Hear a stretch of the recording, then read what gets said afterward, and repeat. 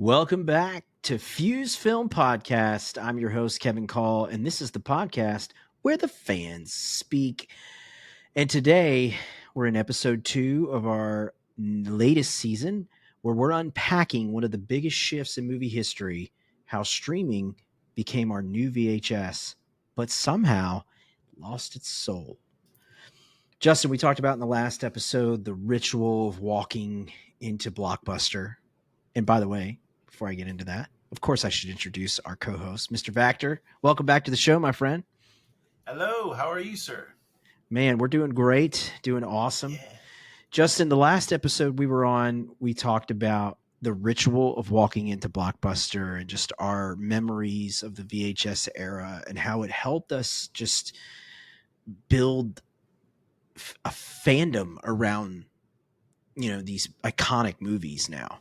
And it wasn't just about getting candy or over arguing over what to rent. It was like, this it was a ritual. I mean, it was just like a weekend thing. You looked forward to going to Blockbuster. And we're now in 2025 and we're in this streaming era, this era where you get access to so much. And while that's great, it feels like we are being, what's the right word? We're not giving movies a chance anymore. We're not giving content a chance anymore because we're creating so much quantity. We're also decreasing quality, but movies don't have a chance to be remembered, to build a legacy. They seem to get forgotten. So it's economics. That's what we're going to get into here. You brought up the perfect economic term in the last podcast, scarcity. It's a behavior. It's about how an industry has pivoted from rewatchable magic to algorithmic noise and why this shift could be costing more than we think. So let's rewind, people. In episode 2, streaming VHS without a soul. All right, Justin, let's dive into this. So I talked about Mighty Ducks and I referenced a case study in the last episode. So I'm going to bring it up again here to kind of frame this. When you think about the movie industry and you think about like a film would go to theaters and it would have a theatrical window, right? That's what they call it, a theatrical window. And the windows back in the 90s were certainly longer than they were, than they are now. Films still had a little bit of a chance to recoup. I think the numbers that I've seen was that in a year you would see around 500 movies made in the 90s, whereas like pre-COVID we were up to like 750 to 900 movies a year, right? So more movies getting made, more flags being planted, more competition, less opportunity for movies to have a theatrical window that would allow it time to grow. So I referenced The Mighty Ducks. It's one of my favorite movies as a kid. That whole franchise, just, Mighty Ducks all the way through D3. It just has such a, like, I think of that movie, even though it's a hockey movie, like I think about it's summer to me because it was like, that was the summer repertoire of films that I had. It was like that. It was Sandlot. It was The Goonies. It was, it just, the list could go on and on and on and on. Right. That movie was made in 1992 on a $10 million budget, which would be a $22 million budget today by inflationary standards. And it had a box office take of $50.7 million. The VH rental revenue take was $54 million, allowing it to have an estimated revenue or approximate revenue of around $104 million on a $10 million budget. So it actually made $4 million more in the home box office than it did in the theatrical box office. Mm-hmm. Now let's compare that to its legacy sequel series that came out on Disney Plus, Mighty Ducks Game Changers. Now that had a budget of $50 million. Okay. So estimated revenue is buried in like the Disney Plus retention math, I guess. So there's no direct monetization per stream, right? So like if you basically did like a, um, you know, some math around like the average money they would make per view, I think it's like $5,000.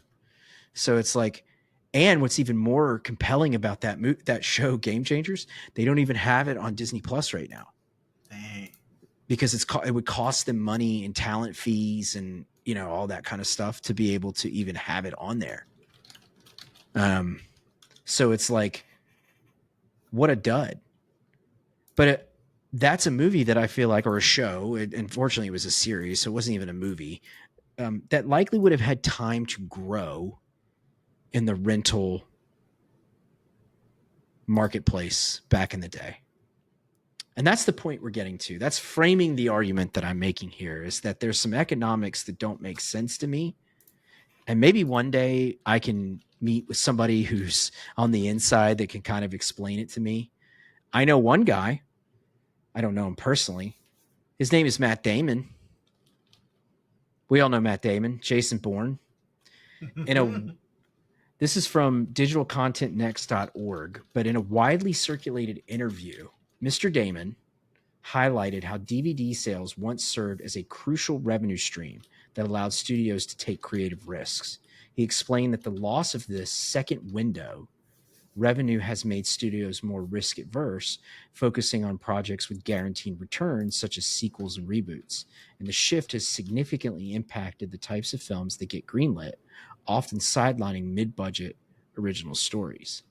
We would have never, we will not have a Good Will Hunting or a, Rounders, or you think of some of the movies that Matt Damon has done over his career, The Talented Mr. Ripley, those type of movies.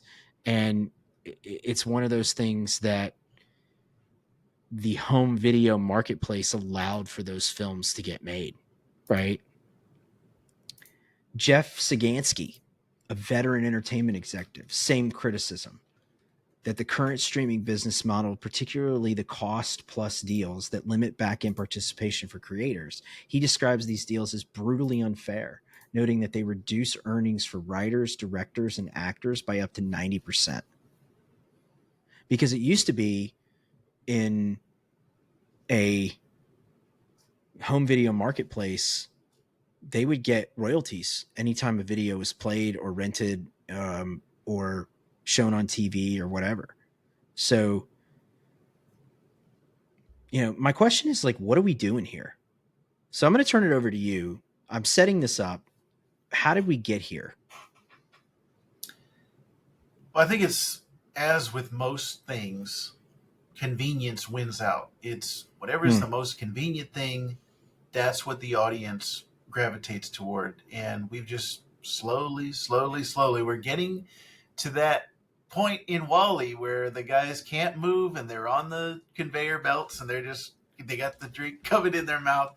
I feel like that's where we're getting to. Streaming, to me, is just and that was the thing about Netflix, right? It was like, oh, the DVDs come to your house and you don't have to go to the store and there's no late fees. It was always these little bits of, oh, this is more convenient. This is more convenient. It just kind of stacked on top of each other. Mm-hmm. But now, looking back on it, what have we lost for that? What's the price that we are paying for the convenience?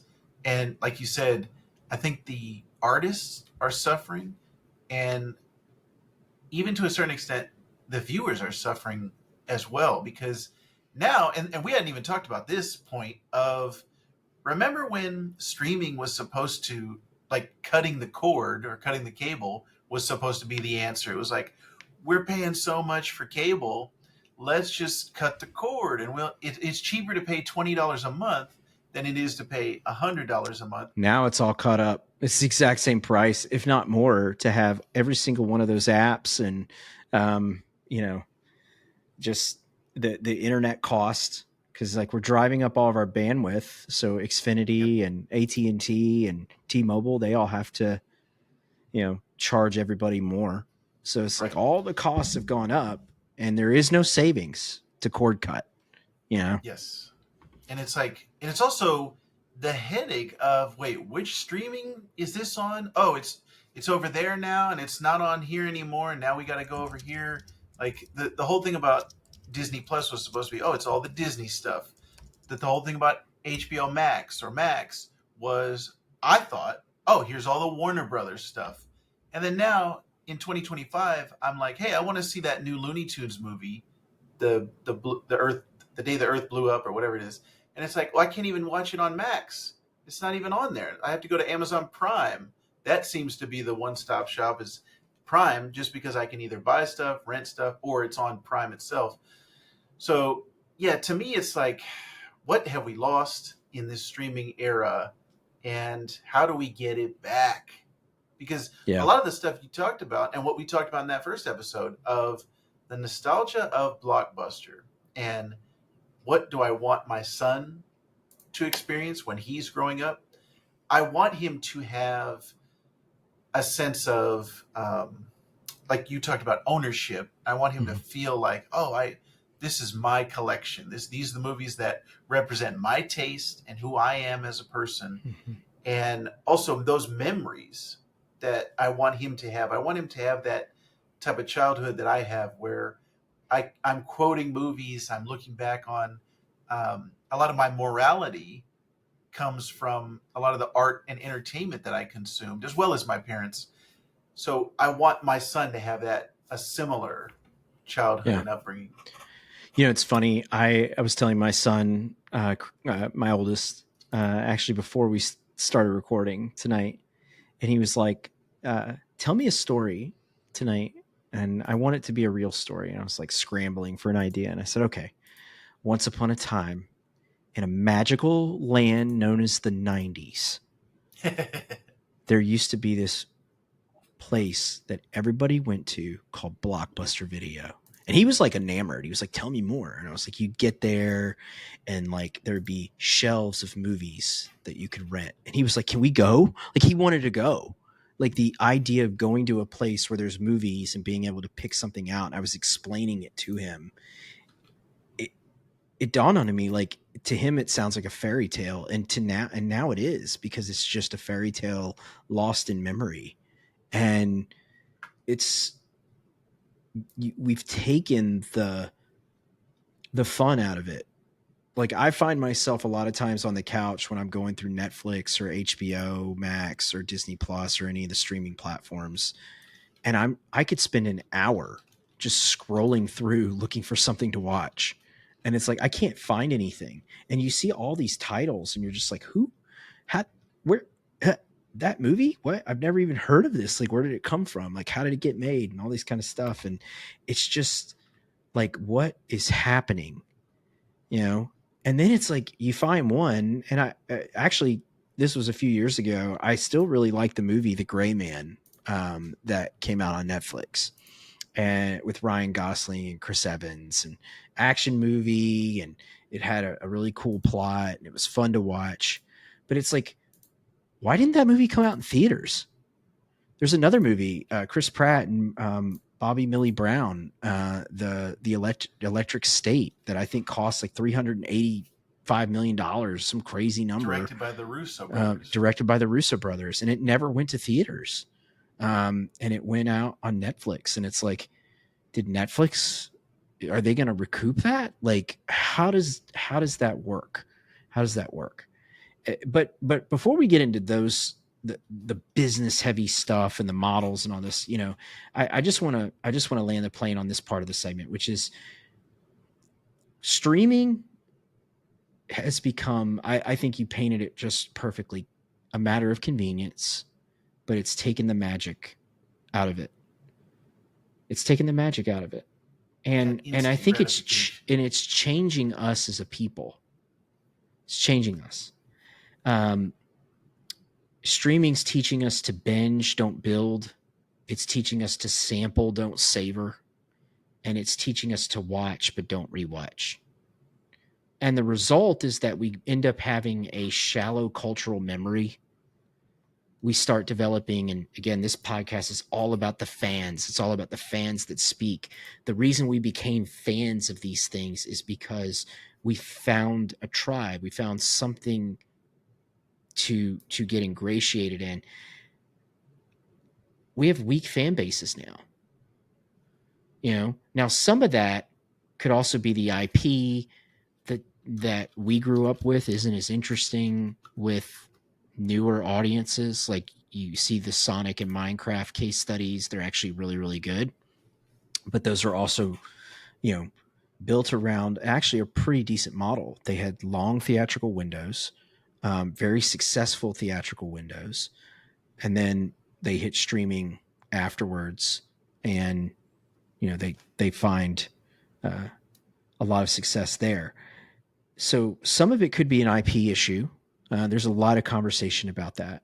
Because there's a lot of video game IP that hasn't been developed, that this era of Gen Zers and younger millennials and even the Gen Alphas,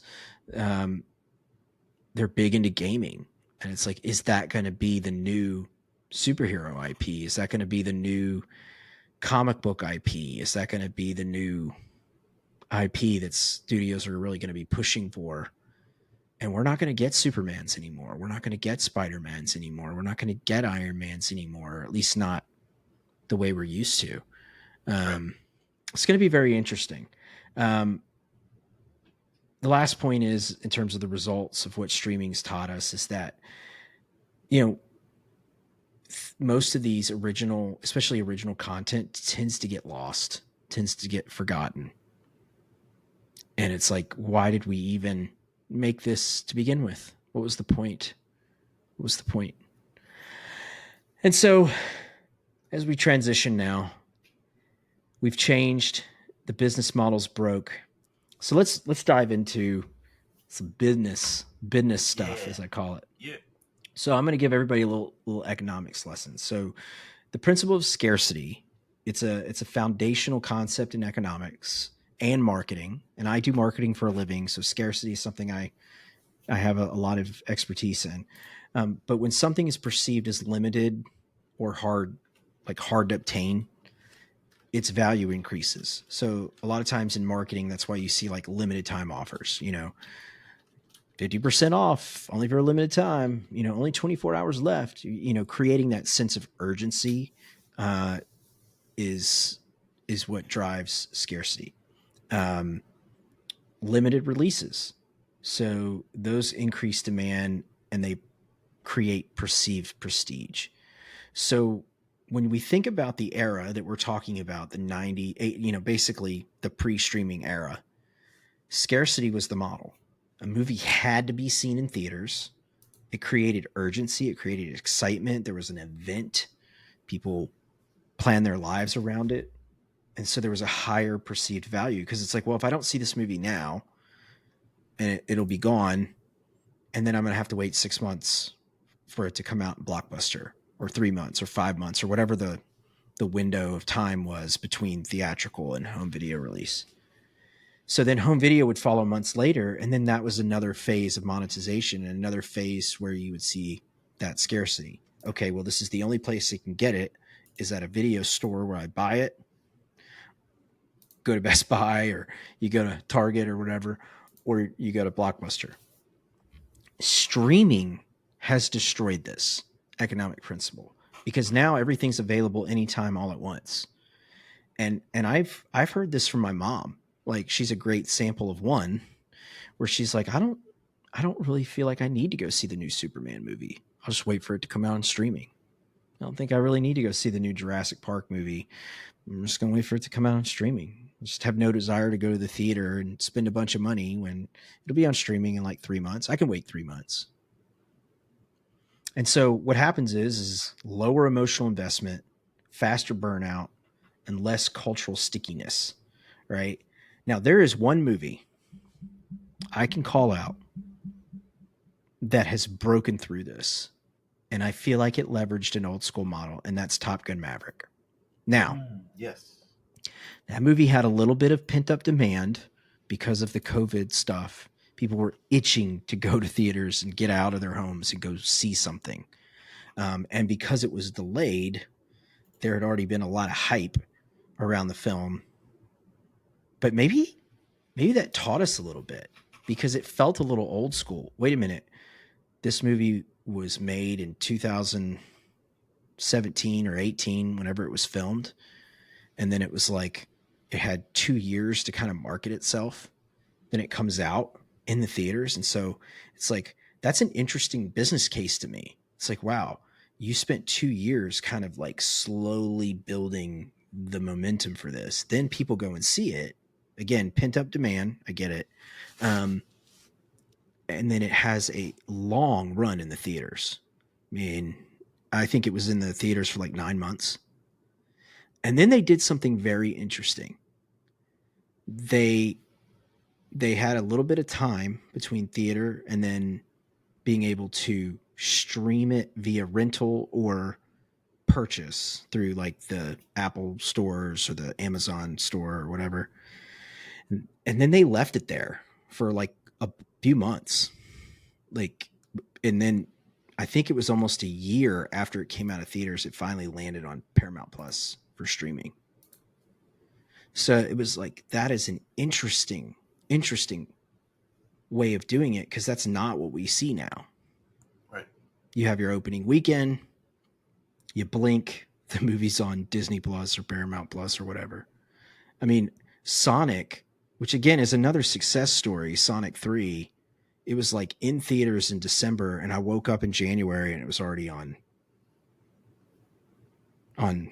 Paramount Plus. I couldn't believe it. Right. You know. So the principle of scarcity, I think, needs to come back. I think that's the only thing that can save what we're talking about here. It's the only thing that can make these moments come back, that can allow fans to be able to foster that connection and build that culture around a product. So, Justin, what's your take on this, man? I love that Tom Cruise has become like the poster boy for saving movies. And with you saw with Maverick, I think even with this Mission Impossible, The Final Reckoning, and even Dead Reckoning, it almost feels like even the narratives are him. It's an allegory almost for him fighting against the movies. Like he's the times are changing, but he's still the constant, and he's still doing things the old way. And the old ways are still good. Like Maverick, he was still able. He was able to outdo the young guns. And Dead Reckoning and Final Reckoning was kind of like, all right, he's going up against a rogue AI, and what does that have to say about the future of Hollywood and the way things are going? But I do like that forcing scarcity and making things events, because even for me, it's more of the season of life that I'm in right now with my son. There's like certain things that he's interested in, like Minecraft, but Yeah. something like Karate Kid Legends, which just came out as we're Yeah. recording this, and that would have been a movie like when you and I were in Memphis and we were talking about doing. I mean, we were doing weekly review shows on movies. That would have been one that we would have talked about. Like I would have been excited about. Now, in my current stage, my wife wasn't interested, my son wasn't interested, and I was like, it's going to be really difficult to try to get away to the movie theater. So I'll just wait for it to come out on streaming. Mm-hmm. But I want it to be an event, and that's why Superman, Fantastic Four, even Jurassic World, like these movies, they feel like the big events to me. So they feel like, okay, let's mark it on the calendar, make sure that I'm taking my wife to go out and see. I took her out to Sinners, and she loved that. And those are the type of movies that I really want us to have a long theatrical run, have a scarcity, and not just be focused on the opening weekend. It seems so weird thinking about what we were talking about in that first segment, in the first episode of Blockbuster in those days. Titanic had like a year run in the theater, whatever it was, Mm-hmm. And you just, I felt like forever when I was a kid, like waiting for Titanic to come out on VHS. And I almost want to go back to those days where it's not just, oh, like you said, blink and you missed it. There's even some that the theatrical window is like, it's available as it's in the theater. You can Mm-hmm. rent or buy a movie on digital now. So I would like to get back to that point where you make it feel like something special. You make it feel like, oh, we're going to an amusement park ride. We're going to I agree. something. And I think having to fight against all the noise right now of social media, video games, you know, all of these things that are occupying our time. I would love to get movies to be a focus again of our society and our culture. There's so many things that I think would be lost if movies just become artificial and disposable.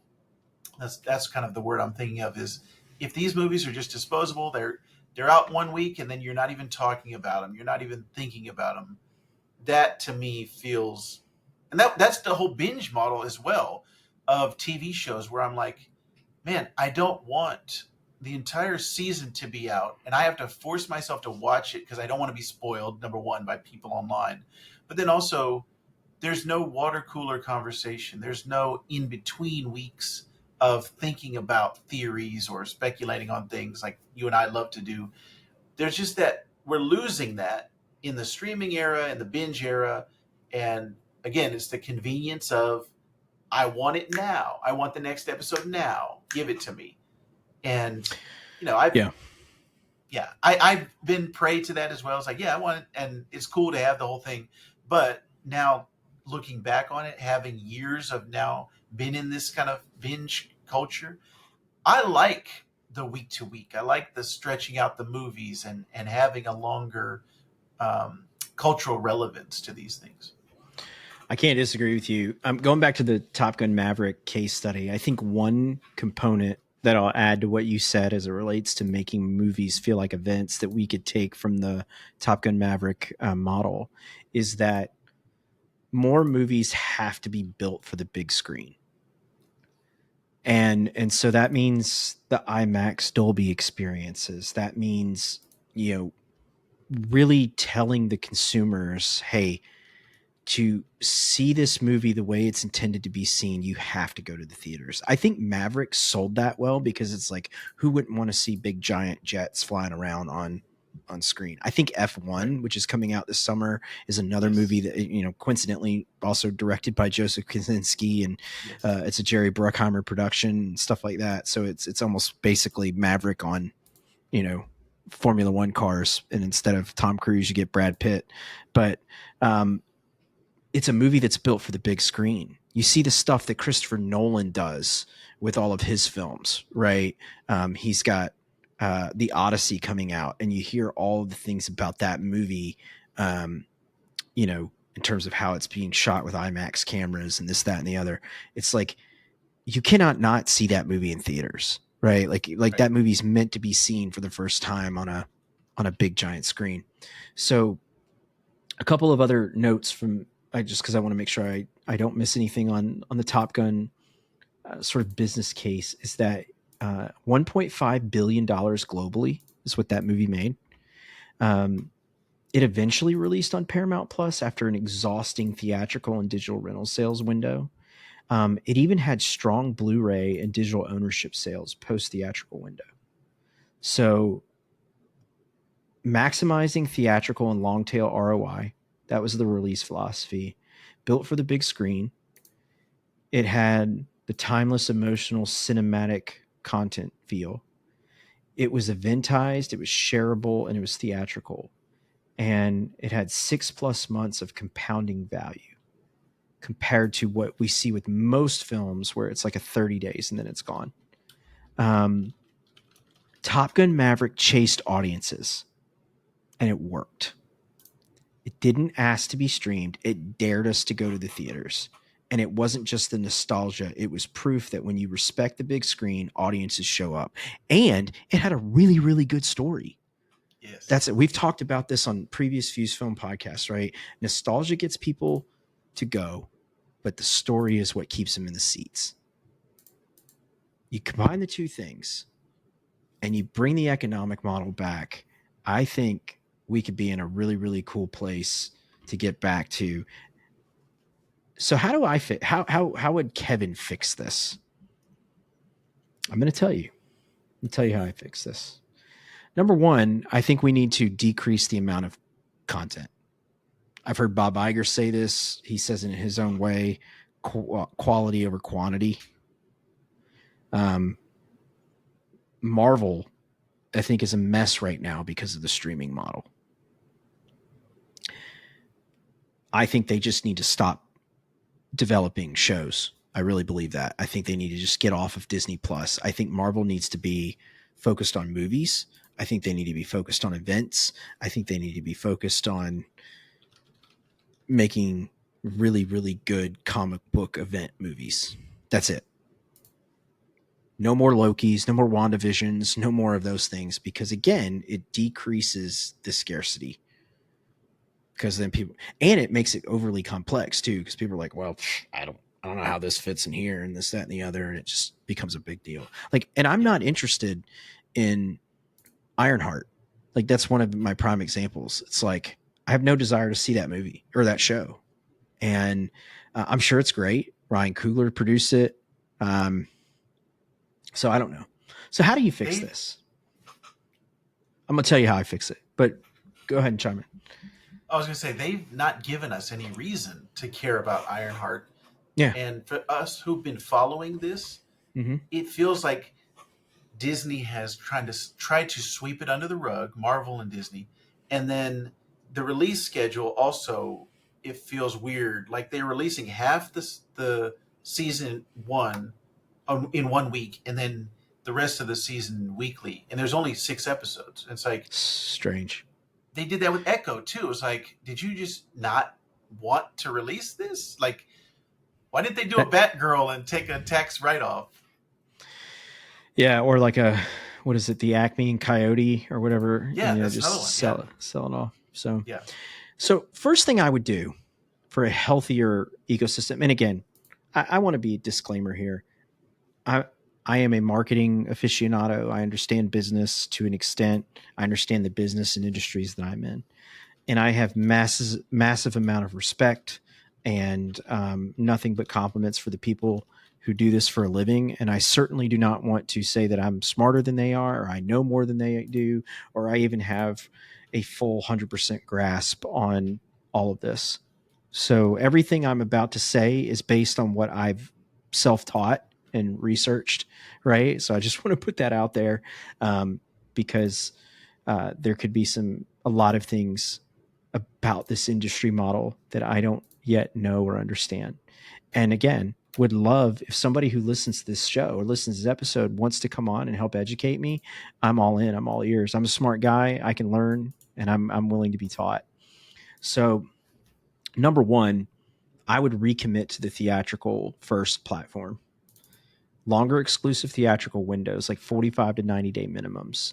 Like, I don't think that they should be looking at opening day anymore as like, oh, this is the deal breaker. If we don't have a strong opening weekend, we're screwed. I think they need to get back to the core of what marketing movies as an event is, and not just placeholders before the streaming.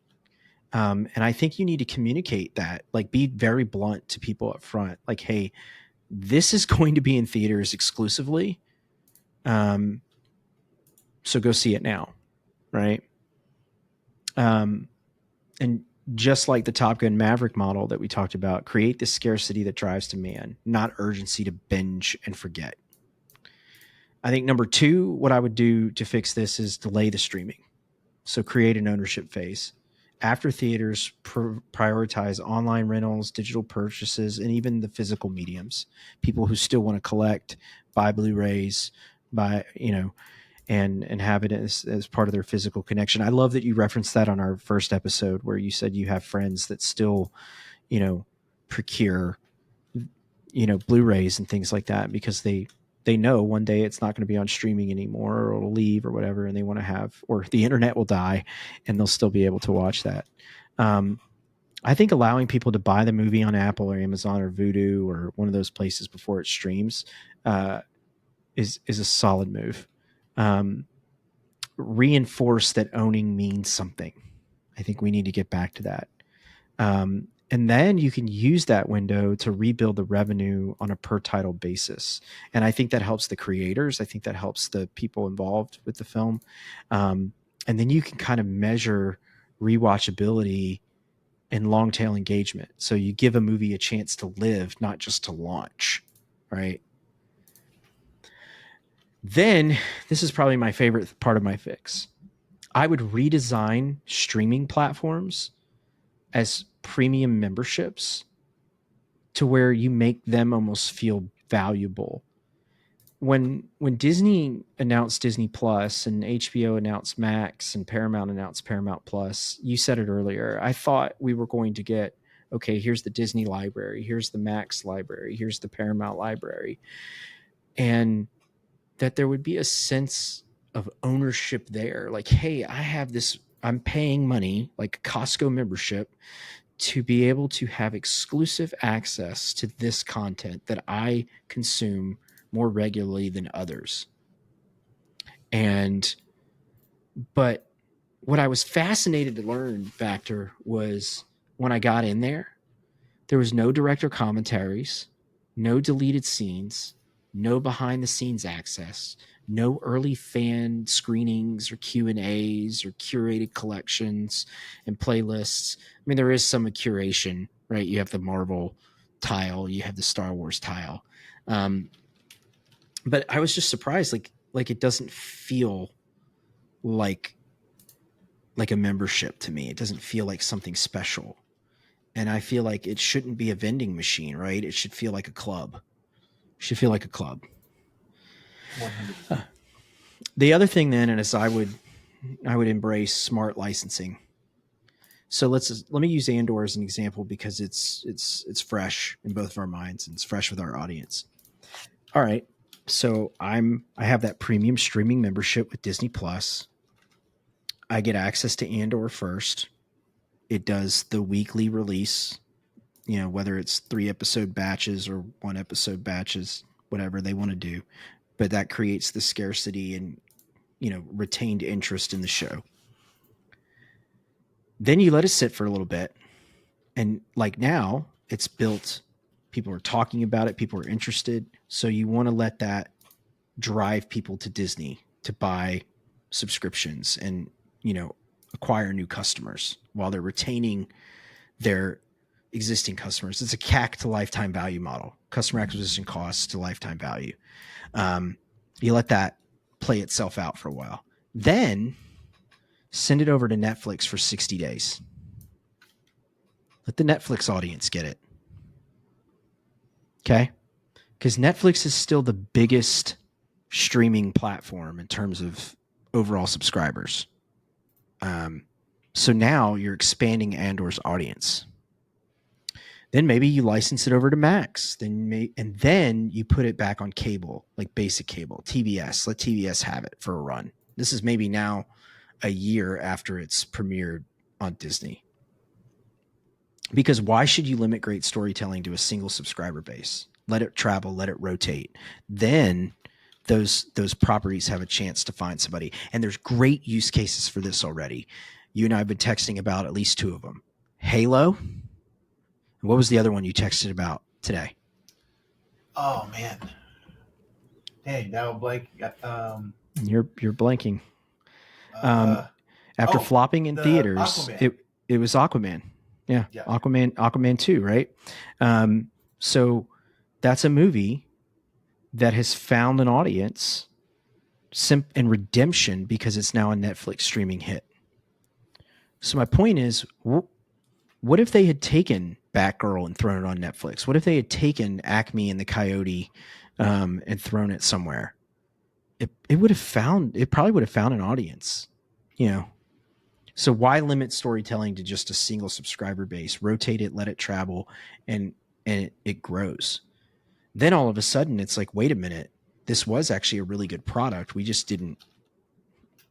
just thinking too myopically about it. My last thing in terms of how I fix it, and we're getting up close to time here, is this is where marketing Kevin comes into play, is I would rebuild the marketing from top down. We're marketing movies today. It's either massively awareness driven,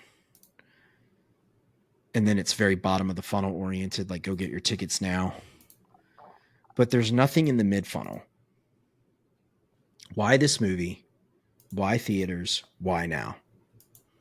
Now you can go to my Substack right now. I'm plugging it.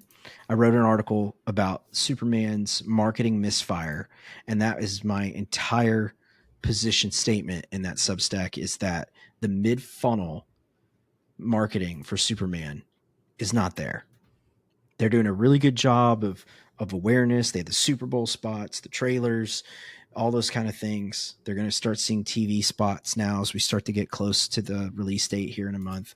They do all those things, but they're not doing anything to tell me why this movie is better than Man of Steel, why it's different than Man of Steel, why it's going to be an event, why it's something I should run my family to, and it's something that I should pick over the other two movies that are going to sandwich it in July: Fantastic Four, First Steps, and Jurassic World Rebirth. If you could only pick one of those movies because maybe you're financially strained or whatever, why is Superman the movie? They have to get to persuasion, the art of persuasion. Don't just tell us what to watch. Remind us why the movie matters. Why does Superman matter? But instead, the marketing is focused on James Gunn, the director of Guardians of the Galaxy, and, this, that, and the other. So rebuilding the marketing top down, I think, is going to help a lot. And I think that's going to get people into butts. Create scarcity again, market more effectively, embrace a smart library licensing model, and redesign streaming to be more about memberships and a film club, and really maximize the ownership phase. You do all those things, I think you could fix the problem. And then again, I don't know how the back end economics work in terms of talent and all those things, but I'm sure all of that would benefit the people making the movies more, as much as it's benefiting the studio. So the model we have isn't broken because of technology. It's broken because we stopped respecting the relationship between a movie, its moment, and the people watching it. We didn't fall in love with movies through convenience. We fell in love through connection. So let's build a system that remembers that. Justin, I'm going to let you have the last word because, man, I've been on a sermon. Well, this is why we come to Rev Kev, we come to Fuse Film. So first of all, I love hearing your take on it. And there's a lot of stuff that I agree with. And I would like to see some of those things kind of implemented. And it comes from a place, you're coming from a place of, you care about this industry, you care about this product, these movies. And I'm also in that same boat. I don't want theatrical to die. I don't want my son to grow up and say, "Oh yeah, movies, that's what my dad used to watch. Those long TikToks, yeah, that's what my dad used to watch. Mm-hmm. I only watch these 30-second shorts and I only watch these 60-second things."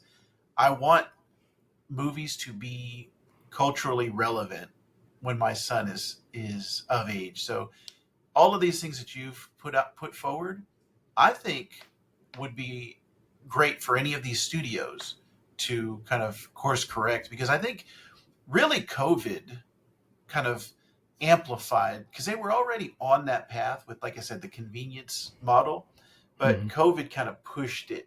It did. Injected a shot in the arm because everyone had to stay home. So I wonder, will they ever recover from that totally? Will they ever get back to the point where we were at before COVID? I would like to see that. I'm not sure. I'm not 100% sure we're going to get back to that.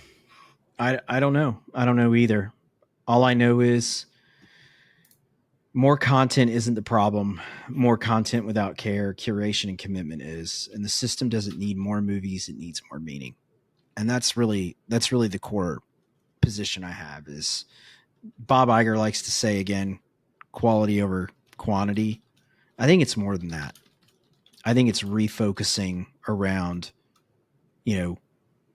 building fans. Building fans.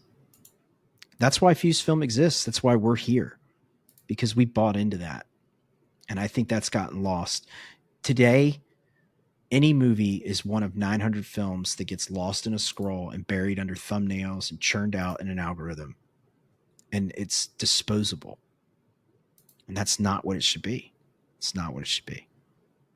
And actually, just to end on this note, I find myself going back to the well and watching all these things that I love. Like I'm watching Little Giants with Christian, and I'm watching Mighty Ducks with Christian, all these things, because I want him to have the same experience as I had watching those movies. And he loves them. But then he's like, oh, is there more? There are more. So, all right, we're going to close this out. This has been a great episode. Yeah. Look, let me just end on this, Justin. Or Vector. I keep calling you Justin, and I apologize for that. No. So, people out there, that's how I know him. But Vector, streaming isn't evil. But the way we built the system, it forgot what made us fall in love with movies in the first place. This is about connection, ownership, rewatchability, and memory. We didn't fall in love with movies because they were easy. We fell in love because they meant something. So, Hollywood, if you're listening, go build a model that remembers that. And you out there, thanks for listening to Fuse Film. Remember to subscribe and share and join the conversation because fans still speak. What do you think about this? Has streaming lost its soul for you? Do you wish you could wake up on a Friday and go to Blockbuster and relive the old days? Or even just get a mailer from Netflix? I'll take that. Let's get back to loving movies again, people. Share your stories. We'd love to hear you speak. Thanks for tuning in to Fuse Film. I'm your host, Kevin Call, and with me always is Mr. Vector. We love you. Take care.